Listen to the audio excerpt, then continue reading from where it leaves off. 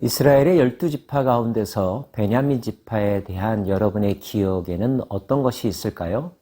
이스라엘 역사를 좀 아시는 분은 이스라엘의 첫 번째 임금 사울이 베냐민 지파 출신이라는 것을 기억하실 것입니다.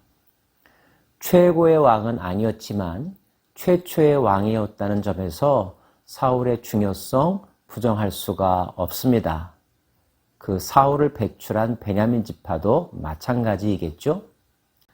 또 한 가지가 있습니다. 역대기의 기록 시점에서 베냐민 지파에게 주목할 만한 일이 하나가 있었는데요. 3차 포로 귀환자들과 함께 유대 땅으로 돌아온 느헤미야, 성벽을 재건했죠. 성벽 재건과 더불어서 중요한 것은 예루살렘 도시에 사람들을 거주하게 하는 것이었습니다.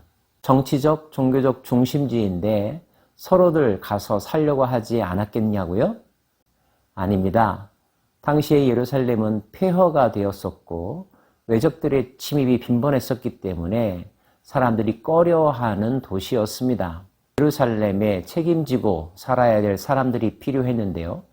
그때 유다 지파와 베냐민 지파, 유다 지파와 베냐민 지파의 사람들이 예루살렘에 정착하여 그 도시 재건에 앞장섰습니다. 민족과 국가의 재건에 큰 헌신을 한 지파라고 말할 수 있겠죠? 그래서일까요? 역대기 8장은 베냐민 지파 자손들의 명단을 보충하여 좀 더 소상하게 설명해주고 있습니다. 베냐민이 낳은 자는 맏아들 벨라와 둘째 아스벨과 셋째 아하라와 넷째 노하와 다섯째 라바이며 7장 6절에도 베냐민 지파 후손들의 명단이 나오는데요. 오늘의 명단과 비교하면 인원수의 차이가 있다는 것을 발견하게 될 것입니다. 또한 성경에는 창세기 46장 21절부터 그리고 민수기 26장 38절부터 베냐민 지파의 아들들의 명단이 나옵니다. 인원과 이름이 다르다는 것을 발견하게 될 것입니다. 왜 이런 일들이 생겼을까요? 그게 두 가지를 먼저 말씀드릴 수가 있는데요.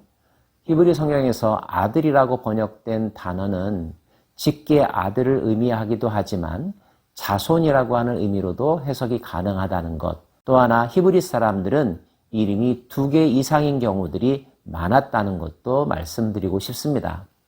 베냐민 가문의 족보는 베냐민에서 게라로, 게라에서 에훗으로 이어집니다. 참고로 여기에 등장하는 에훗은 사사기 3장에 등장하는 왼손잡이 사사 에훗과 동일 인물로 추정이 됩니다.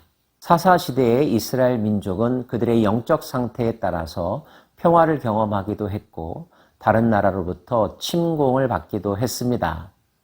에훗 시대는 어땠을까요?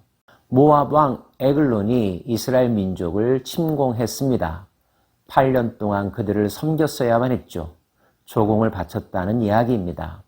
이 노예 같은 생활에 종지부를 찍게 한 사람이 바로 에훗입니다. 그는 모압 왕 에글론을 처단했죠. 모압 사람 1만 명을 죽였다고 기록되어 있습니다.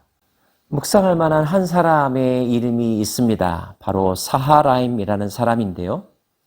사하라임은 두 아내 후심과 바하라를 내보낸 후에 모압 땅에서 자녀를 낳았으니, 여기서 내보냈다는 말은 내쫓았다는 말입니다. 조강지처라 할 수 있는 두 아내를 내어 쫓았다는 거죠. 그리고 가나안 땅을 벗어나 모압 땅에서 살았습니다. 또 다른 아내도 있었는데요. 바로 호데스입니다. 모압 여인일 수도 있겠다 추정이 되는데요. 그에게서 요밥과 시비아와 메사와 말감과 여우스와 사갸와 미르마라고 하는 6 아들들을 낳았습니다. 그런데 역대기는 어느 점에 주목하고 있을까요? 그가 내쫓았던 여인 후심과의 사이에서 태어난 아들들에 주목하고 있습니다. 또 그의 아내 후심에게서 아비둡과 엘바알을 낳았으며 엘바알의 아들들은 에벨과 미삼과 세메시니, 그리고 그 아들들이 마을을 세웠다는 이야기, 가드 사람을 내쫓았다는 이야기들을 우리에게 전해주고 있습니다. 내쫓기고 버림받았던 아내에서 태어난 아들들을 통하여 그들의 계보를 이어가고 있음을 역대기는 우리에게 전해주고 있는 것입니다. 사람의 실수로 말미암아 하나님의 계획이 지체되기도 하고 하나님의 마음을 아프게 하기도 합니다.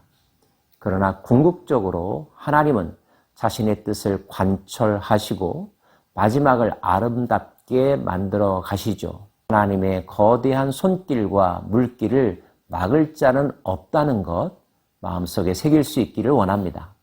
33절부터는 우리가 잘 아는 한 사람의 집안 이야기입니다.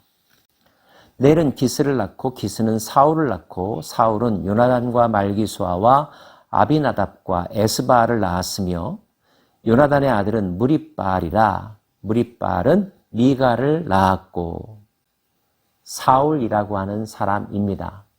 사울은 기스의 아들이고 넬의 손자입니다. 그리고 그 넬은 여이엘이라고도 불리고 아비엘이라고도 불리는 사람의 아들입니다. 하나님의 뜻과는 달리 이스라엘 사람들은 왕정시대를 강력하게 요구했죠.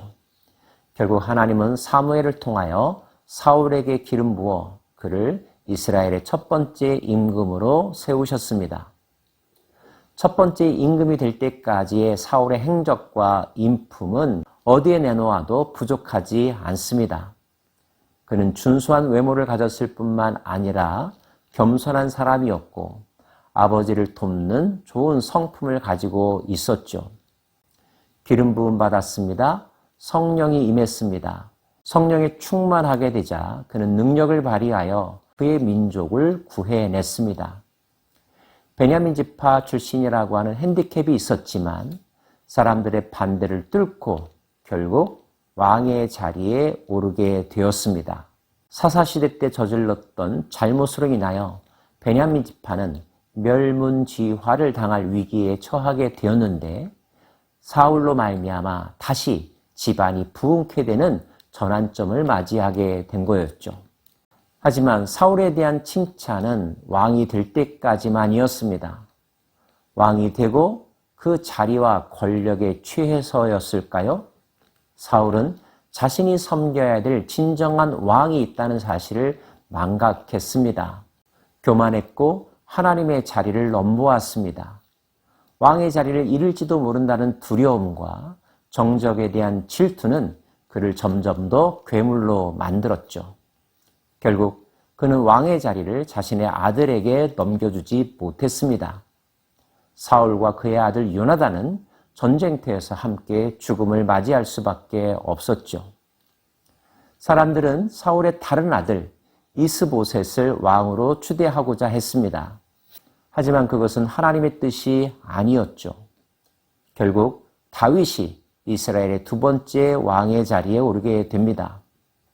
요나단의 아들이자 사울의 손자였던 무비보셋, 그는 피난 가다가 유모의 등에서 떨어져 다리를 다치는 불구자의 신세가 되었습니다. 하지만 다윗은 그를 그의 식탁에 앉혔고 그를 보호해 주었죠. 다윗의 통치 시대에 사울의 지지자였던 사람들이 쿠데타를 일으키기도 했지만 끝내 사울 집안은 정치적으로도 제기하지 못했고 신앙적으로도 마찬가지였습니다. 그렇다고 해서 사울 집안, 베냐민 지파는 그대로 끝난 것일까요? 앞에서 말씀드린 것처럼 유다 백성들이 포로에서 되돌아왔을 때 예루살렘과 나라의 재건을 위하여 무엇인가를 했어야만 했을 때 베냐민 지파는 유다 지파와 한몸이 되어서 예루살렘의 재건에 앞장섰다는 것, 역대기는 바로 그 부분에 주목하고 있습니다. 오늘도 중요한 표현이 반복되어서 나오는데요. 그들은 다 가문의 우두머리이며 그들의 족보의 우두머리로서 예루살렘에 거주하였더라. 그들은 친족들과 더불어 마주하고 예루살렘에 거주하였더라. 왕정시대뿐만 아니라 포로기 이후에도 그들이 예루살렘에 거주했다는 것을 강조함으로써 예루살렘의 재건, 나라의 재건을 위하여 베냐민 지파가 헌신했다는 것을 우리에게 전해주고 있습니다. 한 사람의 일생 가운데는 또 가문의 역사 가운데는 좋았던 때도 있고 힘들었던 때도 있고 잘한 것도 있고 못한 것도 있을 수 있습니다. 그러나 인간의 연약함과 실수, 잘못, 어둠보다 더 큰 것이 있습니다. 더 위대한 것이 있습니다. 바로 하나님의 사랑이며 우리를 향한 하나님의 계획과 열정입니다. 하나님은 끝내 그들을 포기하지 않으시고 하나님 나라 역사의 동역자로 사용하기를 원하신답니다. 베냐민 지파는 그렇게 쓰임 받았던 것입니다. 저와 여러분도 그런 은혜를 누리는 복된 삶, 복된 인생 되기를 원합니다. 기도합시다.